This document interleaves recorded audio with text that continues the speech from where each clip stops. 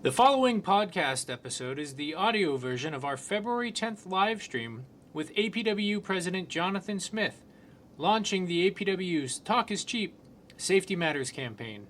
For more information, visit apwu.org/safety.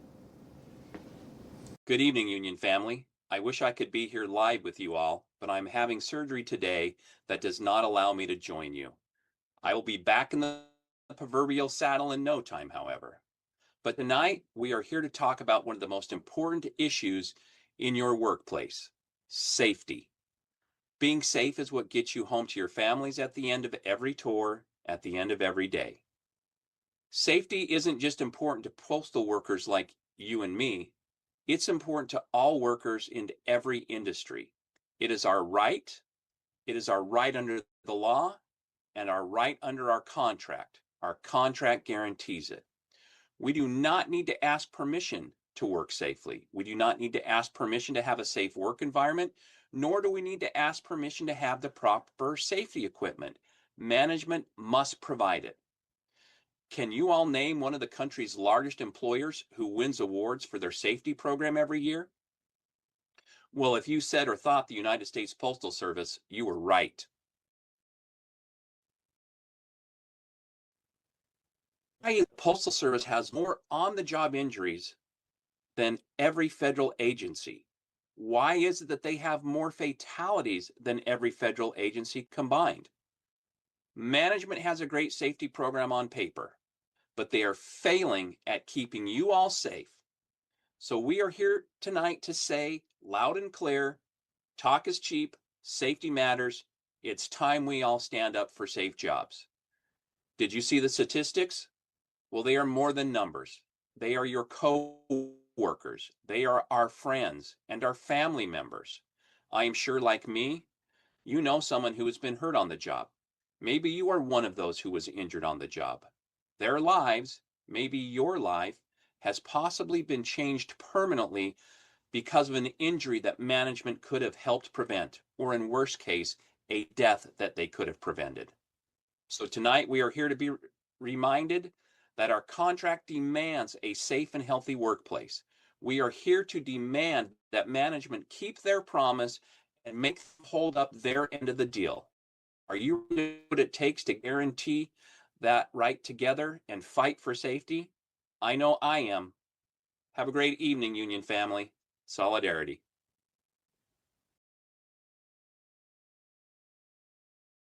Article 14.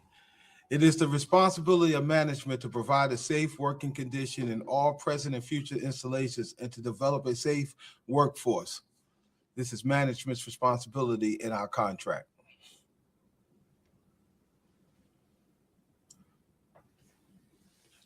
Good evening, APWU family.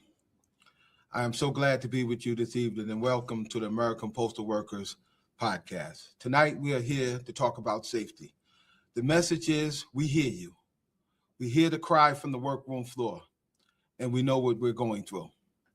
And tonight is the start of a long campaign, a year-long campaign to deal with our safety issues. Tonight we're going to have a conversation with some of my friends from around the country. But it's not just about a conversation. It's about getting to solutions, making management hold up to their Article 14 responsibility, but also holding the members accountable to making sure that management complies. I have been all over the country dealing with a lot of issues where it concerns safety. And we win cases with evidence, not argument. And I need your help to get the evidence that we need to hold management accountable. So tonight, we're going to have a frank talk and tell the Postal Service clearly that I've already told them in meetings with them that talk is cheap, safety matters. They say safety is the most important thing on the job, but their actions say something totally different. When we fill out 1767s, we get no compliance. We don't hear back from management at all, and if we do hear from them, it's just empty conversation. We're here to say that enough is enough. And we're here to go on a campaign, not asking, but demanding that management uphold their responsibility to keep a safe work environment for us all. So tonight I want to start this conversation. I've invited a friend, Michael Mize from Michigan. Are you here? Good evening, President Smith. It's a pleasure How to you be doing, on here Brother with you and Mize? the APWU family. All right. Thank you very much, Brother Mize, for joining us this evening. And I hear you have an interesting story, and I would like you to share that with our brothers and sisters from APWU, please. So I'm on here because I wanted to make sure everybody understands that these accidents can happen to anybody. I have been an advocate for and fighting for safety using 1767s for over 2 decades. And here I am sitting at home right now with a workplace injury and unable to go to work because I twisted my ankle walking in ice and snow. So, Brother Mize, when you twisted your ankle on the walk of snow, is this a problem that just all of a sudden happened, or was this a continuous problem at the facility that you work at? I wish I could say it was a one-time event, but it's just not. It's something we've been fighting with management about the entire time that I've been in the facility. Every year is a new year with it. We start 1767s, we fight with them. By the end of the year, they're maybe doing half the job they should be doing. So it's every year, all year. And see, what the problem is, Brother Mize, it seems like they don't know how to be proactive. You know, they want to be reactive. And even after the incident, a lot of times they do not do what they're supposed to do. So what's going on with you right now? How long are you anticipated to be out? At this point, I've been told I'm going to be off for at least 6 weeks. And how is that affecting your family? Well, I mean, it's a hit to the pocketbook for sure because we normally work overtime. And I mean, I am on continuation of pay, so I am getting a paycheck, but I'm not getting the 10 to 16 hours of overtime that I would work every single week. And then I can't do anything. I mean, we're here in Michigan. It's been snowing on a regular basis. I can't shovel my sidewalk, my driveway. So it's definitely a hit. Well, Brother Mize, I'm sorry for what's happening to you. And tonight, we are not only starting a conversation, but we are looking to take serious action and get a lot more aggressive when it comes to these safety issues, because the message to the Postal Service is we're no longer asking, we're demanding to be safe. Thank you for joining us tonight. Thank you for having me. Let me introduce another friend of mine that has joined us tonight that has a real story that I have been involved in since I took office in November. Brother Mitch Taylor from Georgia. Are you here, Mitchell Taylor? Good evening, President Smith. How are you? Thank you for inviting me to this magnificent forum on safety. Brother Taylor, I am so appalled at what I'm hearing, and I'm personally involved. We will get some resolve in your situation, but could you share with our audience what particularly has happened to you in your workplace? Yes, President Smith, we've been dealing with several issues down here, and particularly at the Atlanta RPDC out in Palmetto. It's just a lot of safety issues that we've dealt with management with, and we've been working to try to get some resolve and resolutions. It's an ongoing process. In particularly, your Palmetto plant. Tell me, is my understanding that out there you've had 3 deaths in the past 2 years? Is that true? Yes, sir, that's definitely true. The facility's only been open for 2 years, and unfortunately, we've had 3 deaths, 3 separate deaths on 3 separate occasions at the facility. And I'm hearing that you have no phone service. They don't even put in a hardwire phone line so you can call in the case of an emergency. Is that true? There's no phone service in the building, President Smith. That is definitely true, and it is an ongoing problem that we're trying to address. Have they offered any CPR training, being that you don't have a way to contact anybody on the outside? The facility is remote. We're about 25 miles from the closest hospital, and to my knowledge, there's nothing that has been offered yet, but that is on the agenda for our labor management meeting. And they have, yeah.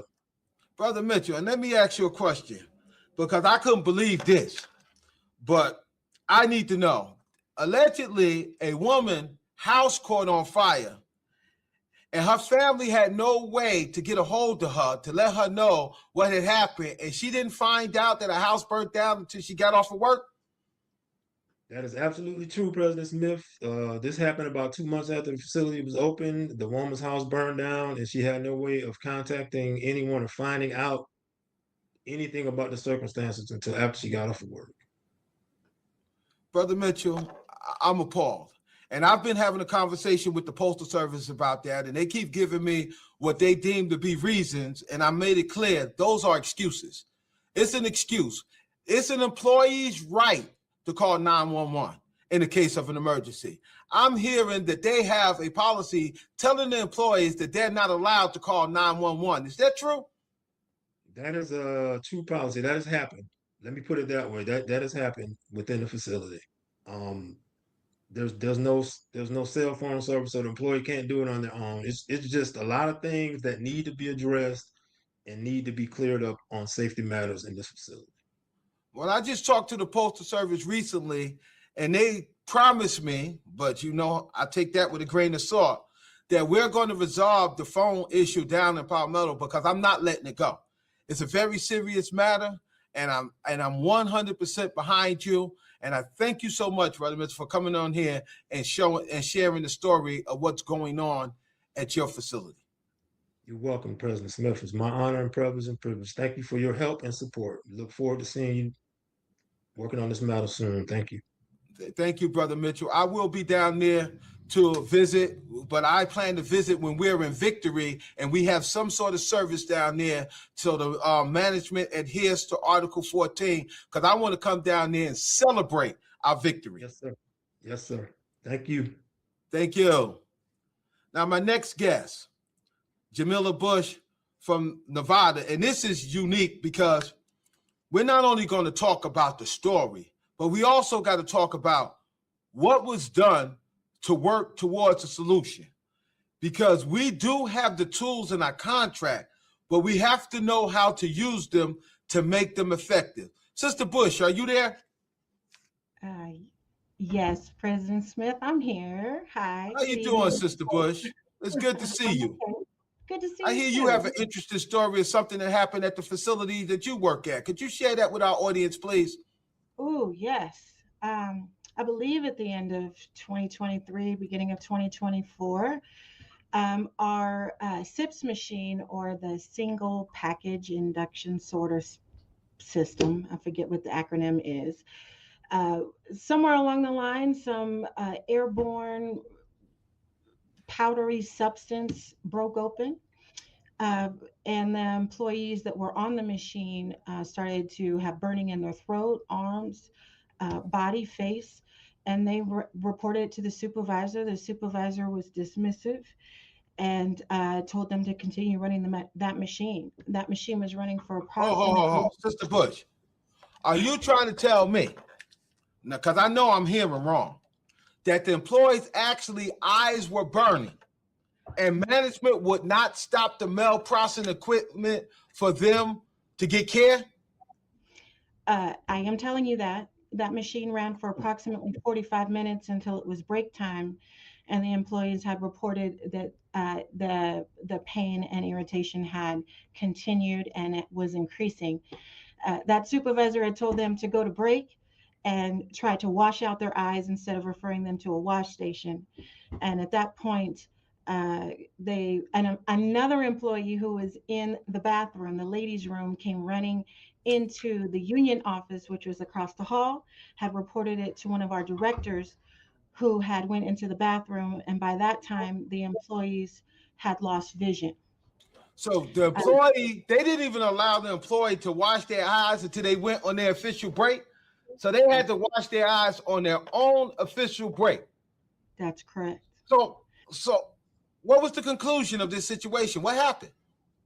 Well, at that point in time, the union got involved. I was called. There was some dispute on, again, as the brother before us had said, about calling 911.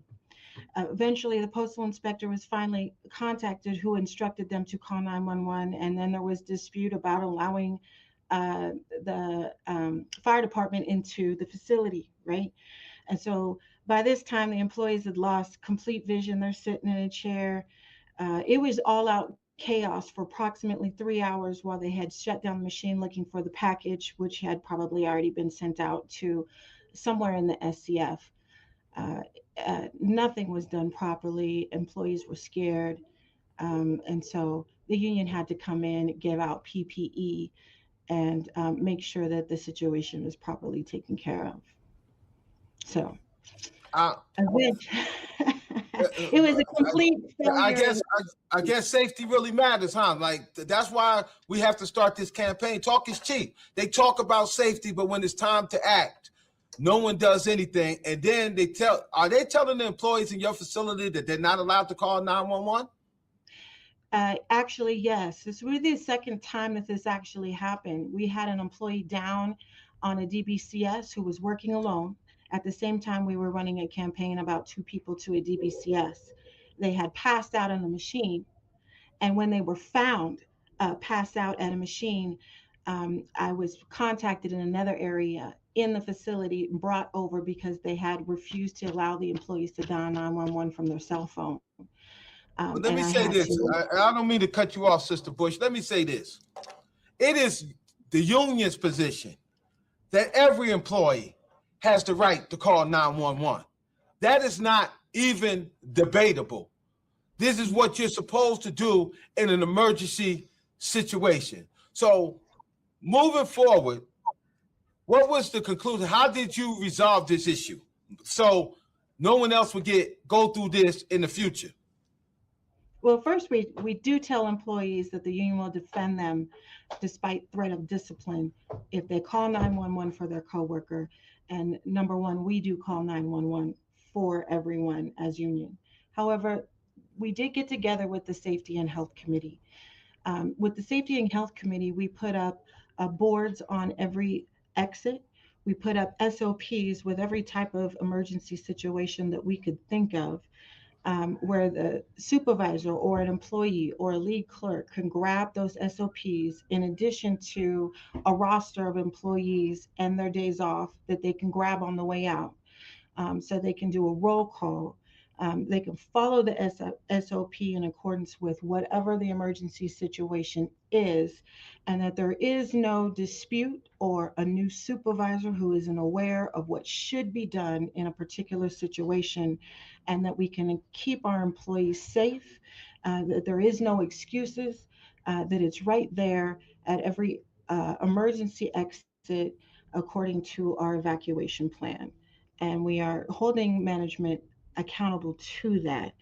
And actually, we just had our Safety and Health Committee meeting today, and we are going to run weekly evacuations just as a test to make sure we can evacuate the building in a safe manner and a timely manner and still account for all employees in case of an emergency. And I love that, Sister Bush, because you're not keep talking about the problem. You'll put stuff into place to work towards the solution, because there are contractual solutions if you know how to use them. Thank you so much, Sister Bush. Thank you for your story. Thank you. We really appreciate you being here tonight. Yeah, thank you for having me. At this time, we're going to have my good friend Jeffrey Lazardi from my home local, New York Metro, a situation I was intimately involved in, but he was the director of the facility. Jeff, are you there? I'm here, Jonathan. Thank you for having me, my friend. How you doing, my friend? I'm good. How are you? I brought you on here because I thought it'd be better for you to tell the story instead of me to tell the story and what we did to make the situation better. Could you share with our audience what you experienced at your facility? Absolutely. On December 21st, 2024, a tragic incident occurred at the New Jersey Bulk Mail Center, otherwise known as the New Jersey NDC. We lost a coworker and a sister to a fatal tractor-trailer accident. She was walking through one of the employees' parking lot's entrances. After passing through the guard check, employees must cross the yard, an area where tractor trailers and other vehicles are actively moving around the building. While using the designated walkway, our sister was struck by a tractor trailer and dragged more than 100 feet. Our medical response team reacted immediately, but the scene was devastating, and out of respect, I will not go into further detail. At the time, New York Metro President, now National President Jonathan Smith, was notified and arrived as soon as possible. Jonathan, the director, Cassandra Black, and I toured the area to understand not only what happened, but how such a tragedy could be prevented in the future. After every safety and health meeting, in the weeks that followed, we held multiple meetings with management, constantly asking one critical question: what are we doing to ensure this never happens again? At every safety and health meeting, APWU leadership and manhunters local raised concerns, proposed solutions, and demanded real change. After the pressure continued, management agreed to install traffic lights. Even then, progress was delayed for months, with management stating they were waiting for permanent installations. APWU did not relent. Today, temporary solar-powered traffic lights have now been installed at all crosswalks, and management is committed to installing permanent traffic lights going forward. But would that have happened if we didn't stay on management to do it? This progress came at an unbearable cost. We lost a friend, a coworker, a sister. Our family lost a mother, a grandmother, a wife, and a sister. New York Metro area, APWU stood firm, and we stand firm now. At every opportunity, we have made it clear that every employee's safety at the bulk mail center is non-negotiable. No job is worth a life, and we will continue to fight to ensure that every APWU member gets home safely. Thank you, Brother Jeff. And that situation, but you said solar power. So if you have bad weather, do those traffic lights work? Not exactly. It's like snow covered. Nope, they don't work. So we're still pushing, and I just had a safety meeting with George Force, as you know, and they're putting permanent stuff in as soon as they could get the wiring in. So we're working on. We're still pushing, Jonathan. You know that. I got you, but it's mighty funny that as soon as they could get it in, sometime equivalates to never. When is as soon as you could get it in? Because my as soon as you could get it in is yesterday. Not tomorrow. So the thing about it is, even when they're addressing an issue, they seem to be dragging their feet. This is a serious situation. We're talking about safety.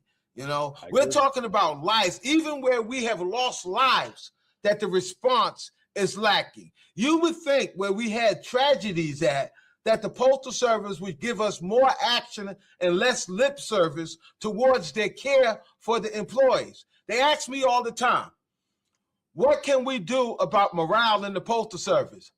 How about responding when something happens in an appropriate way?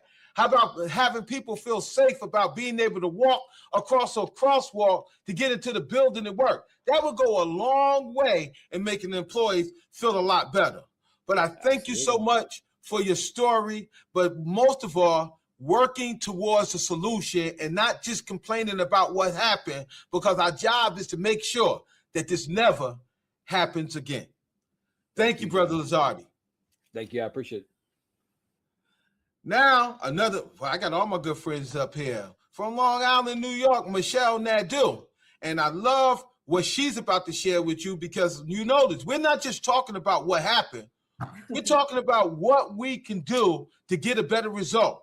There is some responsibility that we have to take the whole management accountable. And I want you to share, Michelle, what happened where you're at to hold management accountable. Thank you for having me, Mr. President. Hello, APW family. I am here this evening to talk about how we in the New York 2 District are enforcing Article 14 to protect our members through safety and health quarterly district meetings. These meetings that we have are real-time issues, real accountability, and the power of solidarity when we all stand together. So in our district in New York 2, we have 6 local presidents that are all a part of New York 2 District, and we have all come together at these meetings, and we're showing a collective effort towards, addressing safety and health concerns in the workplace and showing management that it is a collective priority. We take unresolved local issues to the district level. We do continuous follow-up. Our meetings to date have grown to what started as just the presidents and the safety specialist to having a meeting today that had 20 managers in it. We had managers, including the district manager, safety specialist, HR, labor. We had plant managers, maintenance managers. So we take that as a sign that they are taking our concerns and our issues seriously.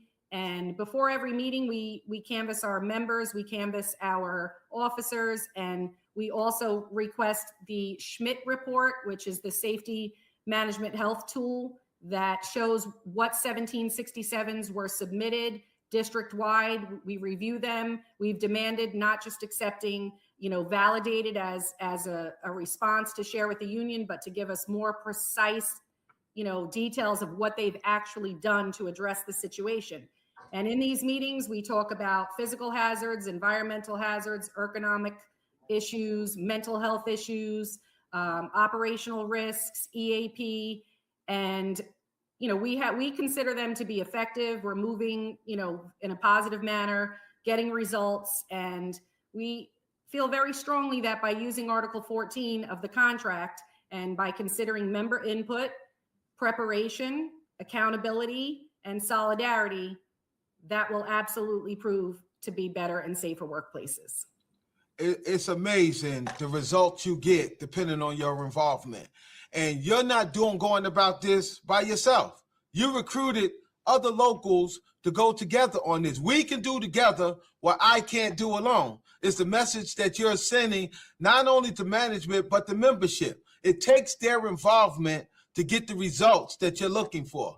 You're doing an amazing job, And I thank you so much for joining us today, for showing us that if you put in the work and you apply what Article 14 allows you to do, you can get results. That's right, Thank Mr. you. President. Thank you for having me. Thank you. All right, we're going to switch gears a little bit because we done talked a lot about the problem. So now, what are we going to do? How are we going to get the results that we're looking for? So my next friend is going to go over a checklist. We will be sending out this checklist to all local and state presidents. And we will also be giving you information that if you're just a regular member, you want this checklist. If you go over this checklist, we have condensed this checklist to the bare minimum of what management is required to do, not should do, required to do. So we want to make sure that we are checking the boxes. So when you call the national in, you're saying, what is the national doing? Well, we need to make sure that some of these things were done. So when we come in there, we can say the local did this, the members did that, they did that. Now we have the evidence to fight with and not just argument. So I want to invite my friend in, Don Barron, who is the national safety rep that represents the national. And I want him to take his time because we got a little extra time. But Don, I want you to take your time and walk the people through solutions, because we ain't going to be a victim. We're going to be victorious. But we have to get to the solution and what we can do to help in our own safety. Well, thank you very much, President Smith. Greeting APWU family, Don Barron, APWU National Safety Specialist here. I just want to thank President Smith for having me participate along with all the others for this very important live stream regarding the safety and health of our union members. We have, as President Smith stated, formulated a safety checklist for you, and I'm going to touch on for a few minutes, and a copy will be provided to you soon. So some of these checklists is, do you know what your local can do in regards to having an internal safety and health committee? Every local, presidents, members that are on tonight, you can implement a safety and health committee via your craft grievance committee meetings. These committees identify hazards, push corrective action, and hold management accountable before somebody gets injured or killed. Is sitting and chopping it up with your people and discussing what needs to be done as the folks that have most of the information in the local, the knowledge. Do your members know local emergency call procedures and where emergency numbers are posted? Do the facilities you represent have an emergency action plan that employees know and understand? Members must know evacuation routes, shelter in place, procedures, alarms, exits, muster points, and who to contact during an emergency. Emergency plans must be posted, communicated, and practiced. Practice makes perfect, people. Do your members know they can call 911 for any emergency without first going to management? Life and safety come first. If there's an immediate danger, employees can call 911 first, then notify management and the union as soon as practical. We will not ask for permission to call 911. Do your members know the location of PS Form 1767s in their offices? The form should always be readily available and accessible to everyone. Do your members know retaliation for using PS Form 1767 is prohibited? Have your members been advised to document unsafe or toxic work conditions using a PS Form 1767?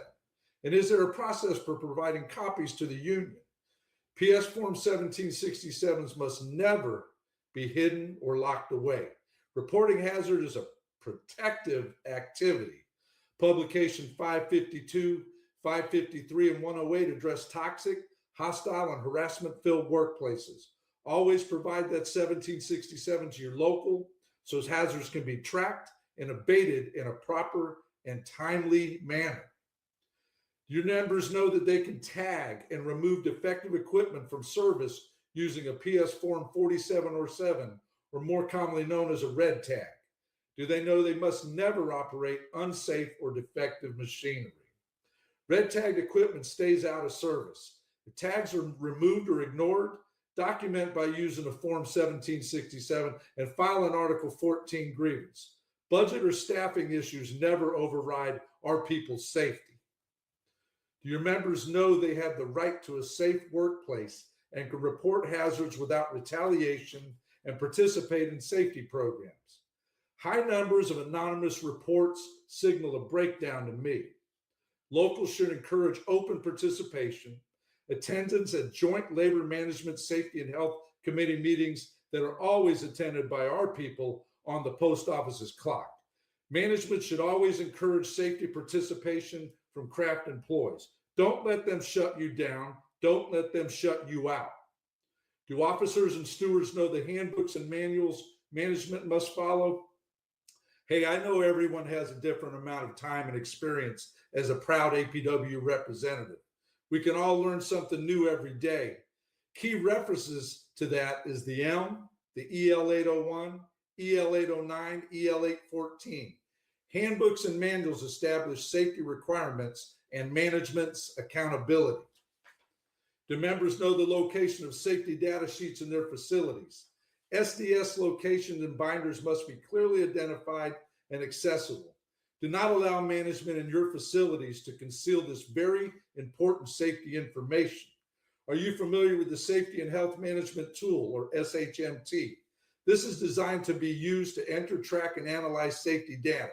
The EL 802 that was revised in 2024 provides access to some related information such as inspections, accident, and hazard reporting, track safety program progress. This is information you can get with RFIs, and there's current discussion with USPS headquarters about giving our people more access. Do your members know procedures for isolating and reporting spills or leaking parcels? Employees must know isolation, evacuation, reporting, and escalation procedures for hazardous materials. We have had several mercury spills in the last 2 years, shutting down facilities for a lengthy amount of time. Do employees know lockout, tagout procedures? Do they have an adequate supply of devices? Do they verify all energy sources before servicing equipment? Bypassing guards or emergency stops is not lockout, tagout, and it is not cool. Report a lack of devices or non-usage instructions on a PS Form 1767. File that Article 14. Refuse any instructions that are not in compliance with LOTO. Do your members know they must only operate equipment they are trained and authorized to use? Training must be documented. If untrained employees are directed to operate equipment, document it, report it, and you can refuse a direct order if it is going to endanger you or possibly kill you. Are members aware of mechanical lifting aids and proper lifting techniques? Mechanical aids reduce repetitive motion injuries, or OSHA I&Is. lack of equipment or training is correctable hazards. Document the lack of inoperable pallet tilters and tilters and lack of proper training on the 1767. As a matter of fact, I dealt with that in Lebanon, Missouri today. Do members know policies and procedures for isolating suspicious mail immediately? Isolate them, keep distance, wash hands, contact the postal inspectors and your EAP procedures. Do they know what a job safety analysis is and where to find it? Every task that can cause injury should have a JSA. We do the work. We should identify the hazards to prevent the injuries and create those JSAs. Are you aware that you can request a labor management meeting for safety when they are ignoring things and putting you off? President Smith and all our national officers are committed to every union member's safety. Thank you for listening, and please always work safely. Thank you, Brother Barron. I wanted you to touch, because I noticed that there was a lot of questions about the 1767. And I don't think a lot of the employees know about the toolkit and how to make sure that those 1767s comes to the proper attention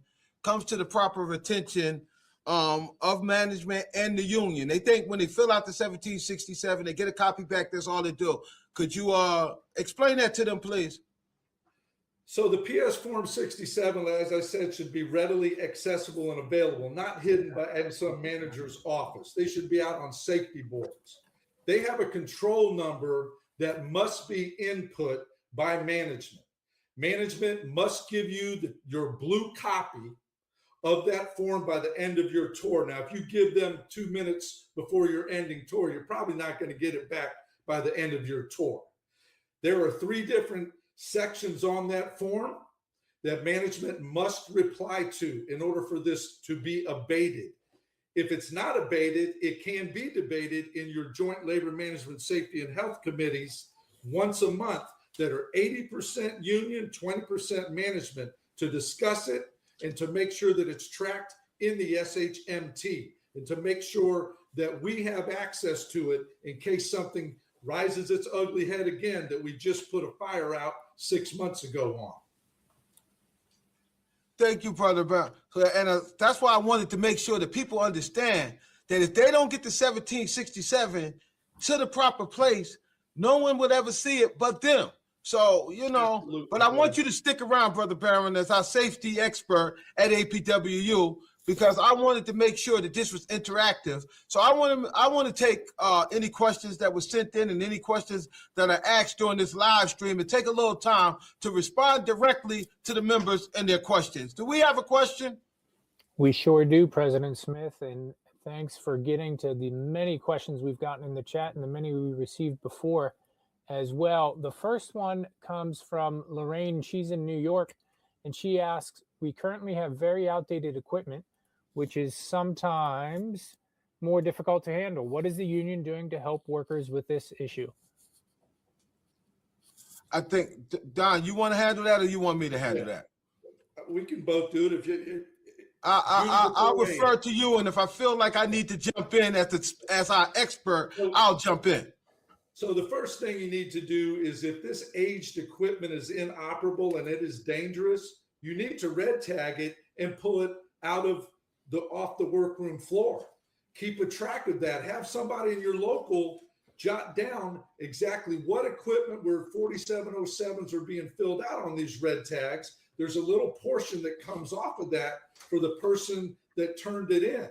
One of the problems is the switch and bait routine with management crying poor mouth and not saying that they don't have enough money for new equipment and this, that, and the other, but they damn sure have enough money for their paper performance bonuses and promotions. So we want to make sure that 4707 out of order for is emphasized. The EL 814 and EL 803 safety rules, do not use it. Once you have half the equipment in your facility red tagged, they're going to have to do something. Their hands are going to be forced.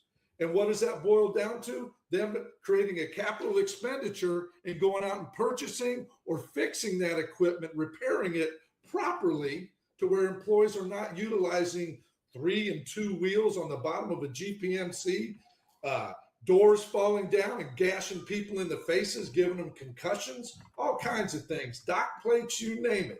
It's from A to Z in there. So it starts with the employees. and make sure you monitor each other, your coworkers and union officials. Have meetings with your people. Tell them, do not allow management to pull those off. And you dang sure don't pull those things off.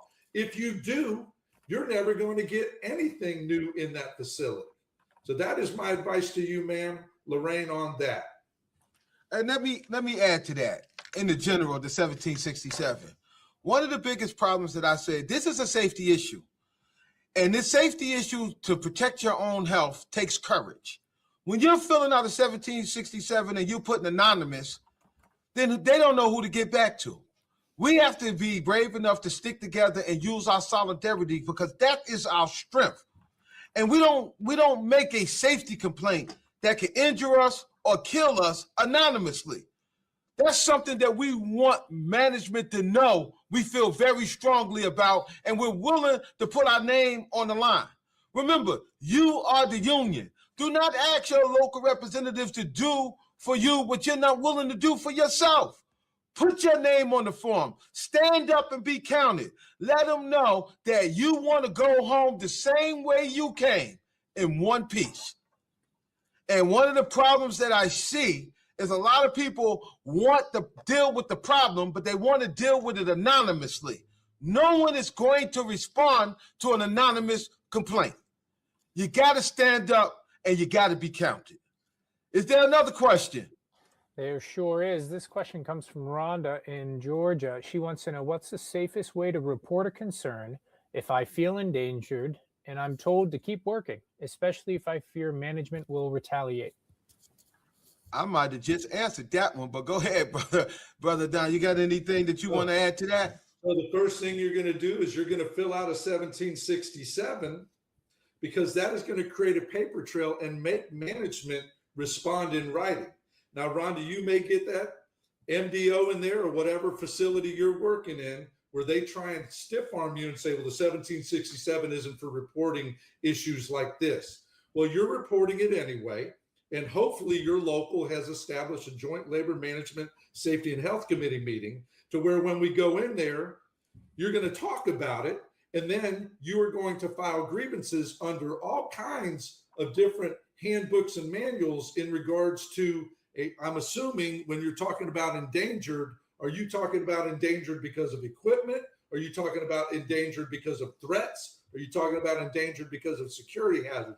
Regardless of what it is, building site requirements, publication 108 threat assessment guide, all of those things can be utilized by your local officers, your stewards, to be able to address these issues. So when you say feeling endangered, I'm not really sure, but that's pretty broad brushed.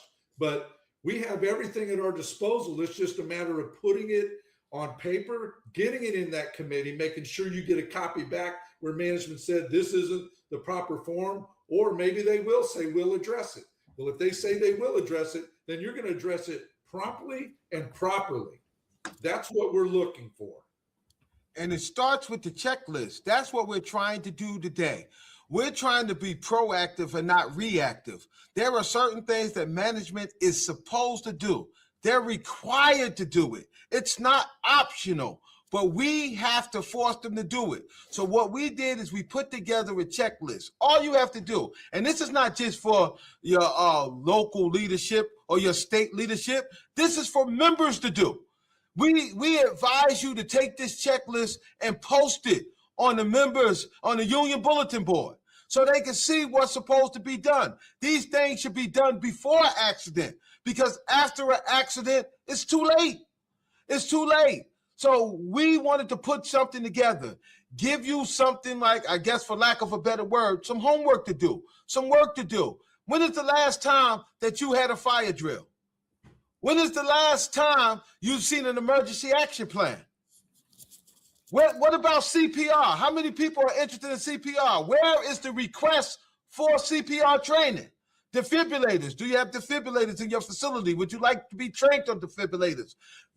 All these things are something that you want to ask for now. We don't want to wait till somebody has lost their life or been rushed to the hospital to ask for this thing. This program is about being proactive and not reactive, because we have to demand. Talk is cheap. We're tired of management talking, but we also tired of the members talking the talk. It's time to walk the walk. It's time to take charge of our own safety and demand that management comply with Article 14 of our contract.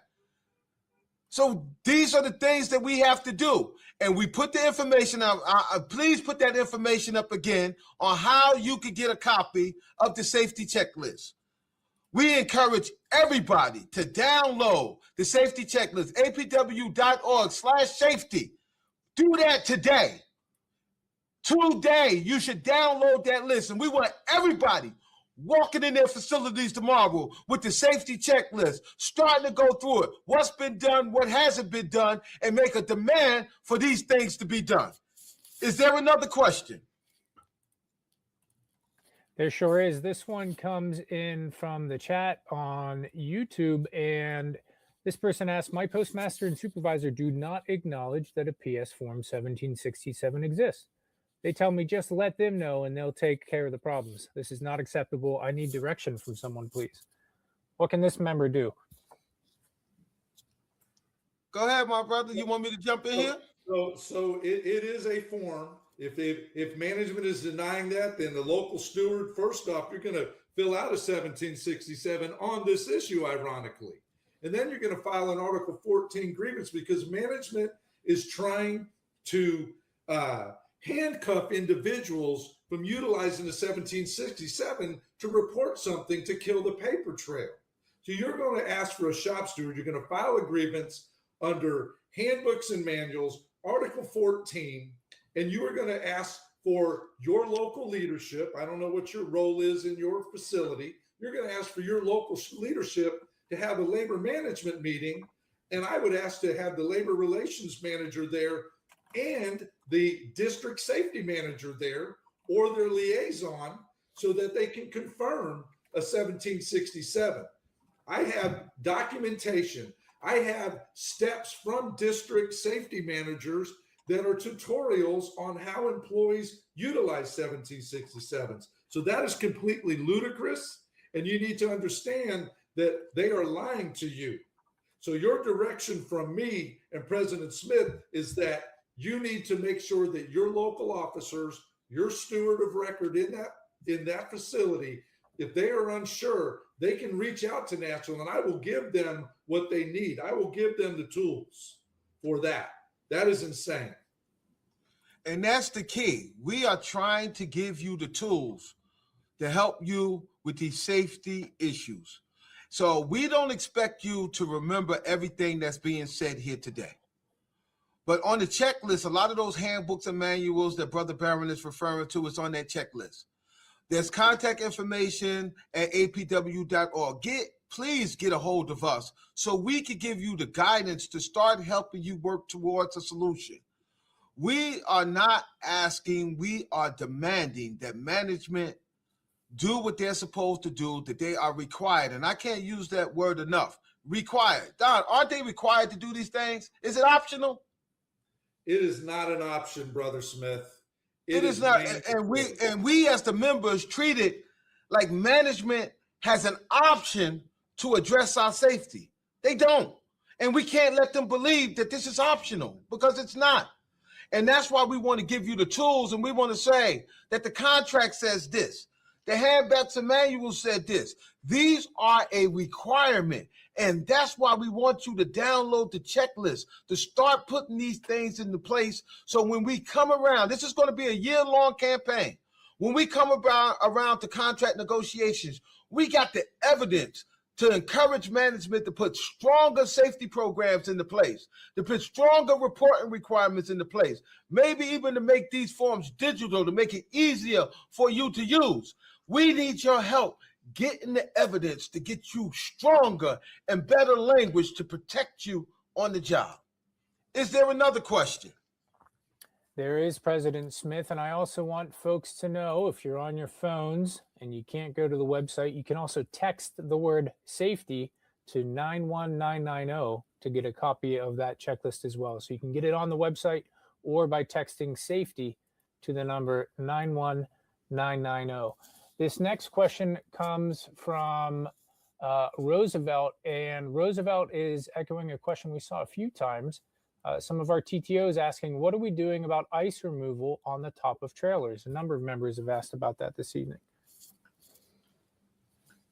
So ice removals on tractor trailers or anywhere for that matter, if it is creating an unsafe condition, a safety hazard, 1767, report it. Article 14, there is liquid anti-icing management. This is not a capital expenditure for them. For about $250, they can de-ice about 2 acres worth of square feet. So that's pretty simple. It's just a matter of bringing it to their attention, putting it in writing, just like any other de-icing that needs to be done. Now, you're talking about the top of I believe you said the top of a tractor trailer, which is, I'm assuming that is because of the falling ice as it goes and weight and this, that, and the other. But yeah, there are de-icing agents that the post office is fully aware of. And just like the last question, don't let them tell you that it doesn't exist, because if that's the question, well, let's just go into the toolkit and it's full of 1767s. So they do exist, just like de-icing agents that they purchase. What do you think airplanes use? What, post office exempt from de-icing things? Let me also say this. This is your CDL. If you take that truck out and that ice slide off of the top of that truck and causes a car to get into an accident or injure somebody, that's on you. This is something that they're asking you to do that's unsafe, that you should refuse to do. I had a situation at New York Metro, the same situation where they finally went at the DVD facility and bought an ice scraper to take the ice off the top of the trucks because they were trying to give the drivers a direct order to go out with that truck in that condition. You're supposed to do a pre-truck check. And if you do your pre-truck check and that ice is sitting on top of that truck, then there's no way that you can take that truck out safely. So they're asking you to commit an unsafe act. But guess what? The Postal Service is not going to pay that ticket. The Postal Service is not going to take responsibility for that action. It's up to you to step up, and we will do everything that we have to do. And I'm pretty sure that you're local, that we will give them guidance on what it will take to protect you from any discipline they try to bring towards you for you taking your contractual right of asking management to protect your safety and health. But you should not take that truck out with ice sitting on top of that truck. They cannot give you a direct order to commit an unsafe act. That's true. Do we have time for another question? I know we're getting short on time. We might have time for one or two more. We've got a question from the chat again. And this member asks, how often should we be having fire drills or any type of emergency drill? Is it yearly or more often? So the Fire Prevention Plan, or FPP, that's a 1910.39 OSHA. Fire prevention plans, they normally do those quarterly.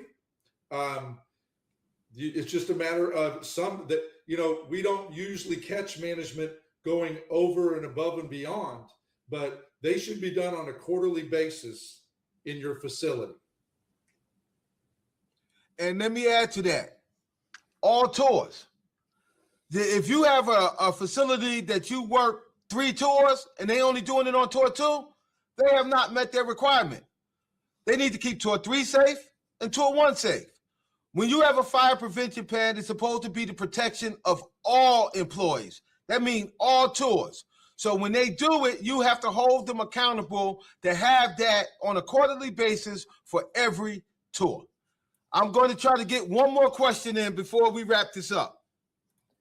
All right, and that one just came up on the screen, President Smith. Somebody asking, what if the 1767s go unaddressed, especially when it involves a hostile work environment? So there is no specific OSHA violence standard, typically the OSHA Act 85, where recognized hazard and feasible controls. Now, depending on what it is or just in general, the publication 108, the next thing is if a hostile work environment isn't being addressed, then we go to publication 108, threat assessment. You can actually incorporate an IMIP if it's one individual or seven individuals. But the bottom line on all of this is the 1767 paper trail. It doesn't just stop there.